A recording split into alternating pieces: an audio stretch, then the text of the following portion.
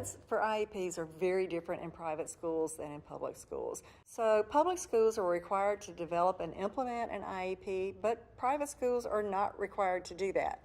If your child is already in a private school and is not yet eligible for special education, then the public school district where the private school is located is responsible for evaluating and determining eligibility of your child. And again, to be very clear, it's the public school district where the private school is located, not the public school district where you live, which might be a different place. So, it's really important to remember that it won't be the private school that's conducting the evaluation. It's the public school where that private school is located. So they conduct the evaluation and determine eligibility.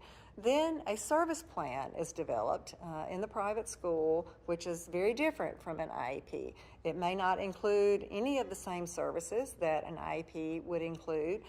The private school and the public school district meet annually to consult and talk about what the services that are provided in the private school, but again, they can be much more limited than the services that are provided in a public school.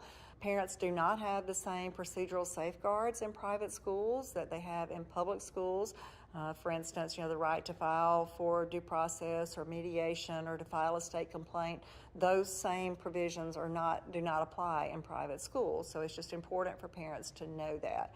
If your child is already eligible for special education when they go to the private school, then that private school would develop that service plan that we talked about and implement a service plan, again, that could meet its students' needs but would be very different than an IEP.